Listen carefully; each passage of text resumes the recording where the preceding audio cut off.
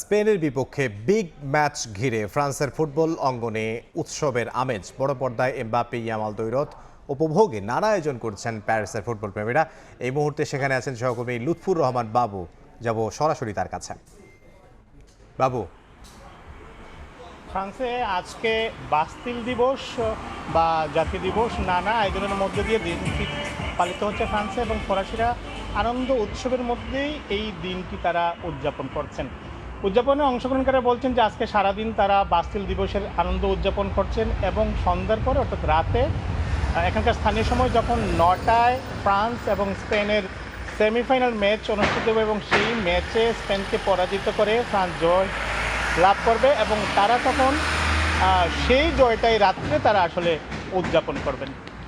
ফরাসিরা আসলে এখন মুখিয়ে আছেন ম্যাচ কখন শুরু হবে, এবং আজকে স্পেনকে পরাজিত করে ফ্রান্স টানা তৃতীয়বারের মতো বিশ্বকাপের ফাইনালে যাবে। আপনি জানেন যে ইতিমধ্যে টানা তৃতীয়বারের মতো সেমিফাইনালে ফ্রান্স বিশ্বকাপে অংশগ্রহণ করেছেন। সেটি তাদের জন্য একটি ইতিহাস।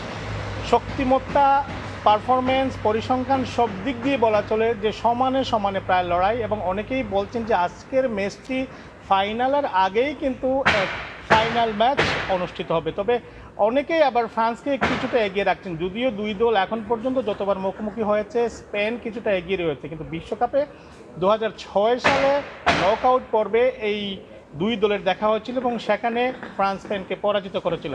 আবার 2026 সালের আজকের বিশ্বকাপে, এবারের বিশ্বকাপে ফ্রান্সের যে অংশগ্রহণ, পুরো বলা চলে ফ্রান্স এখন অনেকটাই ছন্দ রয়েছে, এবং একেবারে এবারের বিশ্বকাপে ফ্রান্সের ক্ষেত্রে সবচেয়ে গুরুত্বপূর্ণ যে কথাটি সবাই বলছেন সেটি হচ্ছে অপ্রতিরোধিত ফ্রান্স। বিশেষ করে ফ্রান্সের যে ফরওয়ার্ড কিংবা আক্রমণবাগ কিলিয়ান এমবাপ্পে, ওসমান দেমবেলে, অলিসের মতো যে খেলোয়াড়রা রয়েছেন, তারা যে কোনো সময় যে কোনো দলের রক্ষণভাগ ভেঙে দিতে সক্ষম।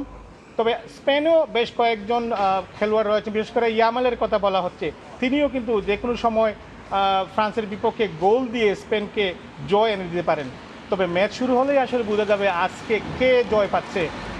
রাজধানী প্যারিস থেকে ফ্রান্স এবং স্পেন আজকে যে সেমিফাইনাল মুখোমুখি হবে তা নিয়ে এই ছিল এখন পর্যন্ত আমার কাছে সর্বশেষ। প্যারিস থেকে সহকর্মী লুৎফুর রহমান বাবু।